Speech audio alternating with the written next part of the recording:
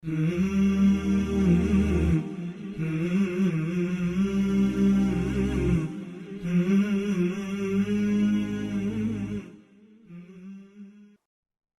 علیکم ورحمۃ اللہ وبرکاتہ۔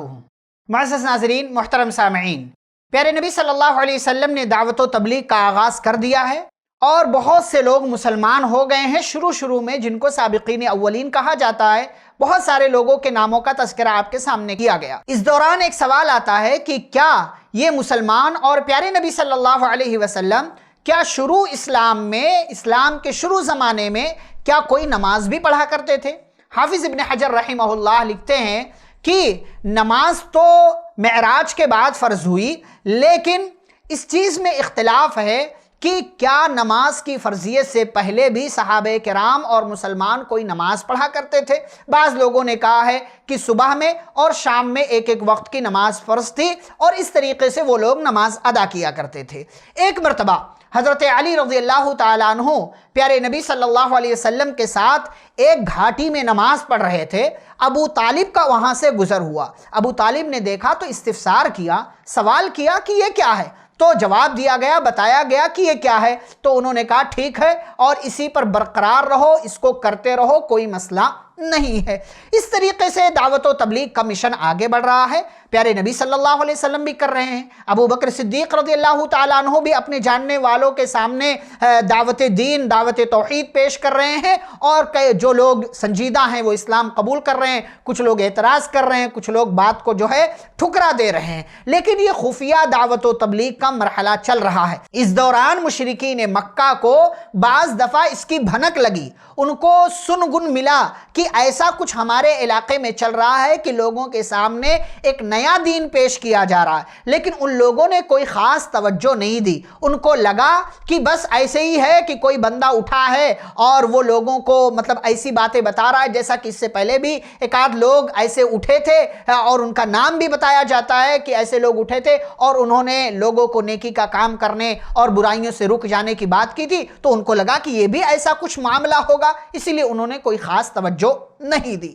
خفیہ دعوت و تبلیغ کے یہ 3 سال گزر گئے اور پھر اس کے بعد اللہ رب العالمین نے سورۃ الشعراء کی آیتیں نازل کی، اور ان آیتوں میں پیارے رسول صلی اللہ علیہ وسلم کو اللہ نے حکم دیتے ہوئے کہا وَأَنذِرْ عَشِيرَتَكَ الْأَقْرَبِينَ، کہ اے پیارے نبی صلی اللہ علیہ وسلم اب اپنے قریبی رشتہ داروں کو ڈرائیے۔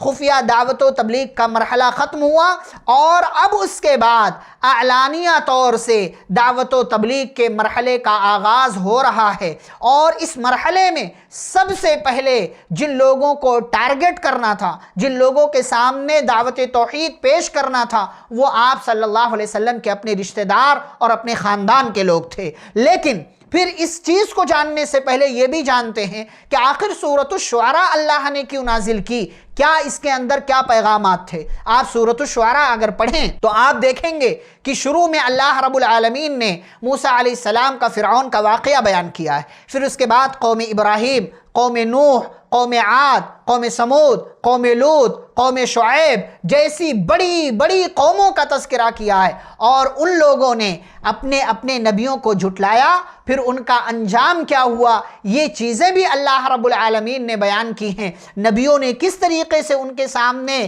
دین کی دعوت رکھی، اللہ کا پیغام رکھا، کس طریقے سے قوم والوں نے اعتراض کیا، اور پھر کس طریقے سے انہوں نے عذاب کا مطالبہ کیا، رسول کو جھٹلا دیا، عذاب آیا، سارے کے سارے لوگ ہلاک کر دیے گئے، برباد کر دیے گئے۔ جب یہ ساری باتیں کمپلیٹ ہوتی ہیں تو اللہ اس سورہ کے اخیر میں پیارے نبی صلی اللہ علیہ وسلم کو حکم دیتے ہوئے کہتے ہیں وَأَنذِرْ عَشِيرَتَكَ الْأَقْرَبِينَ، اے پیارے رسول صلی اللہ علیہ وسلم آپ اپنے قریبی رشتہ داروں کو ڈرائیے، سمجھائیے، انہیں بتائیے اور دعوت توحید ان کے سامنے رکھیے، اور یہ سارے واقعات ان کی نگاہ میں ہونا چاہیے اور آپ کی نگاہ میں بھی ہونا چاہیے کہ آپ جو اس مشن پر نکلے ہیں موسیٰ علیہ السلام کی طرح سے آپ کو بھی تکلیف پہنچائی جائے گی، آپ کو بھی اذیتیں ملیں گی، آپ کے راستے میں روڑے اٹکائے جائیں گے اور لوگوں کی طرف سے، مخالفین کی طرف سے اعتراضات کا سامنا کرنا پڑے گا۔ اور اگر ان لوگوں نے آپ کی بات نہیں مانی، آپ کی دعوت کو ٹھکرا دیا، آپ کو جھٹلا دیا،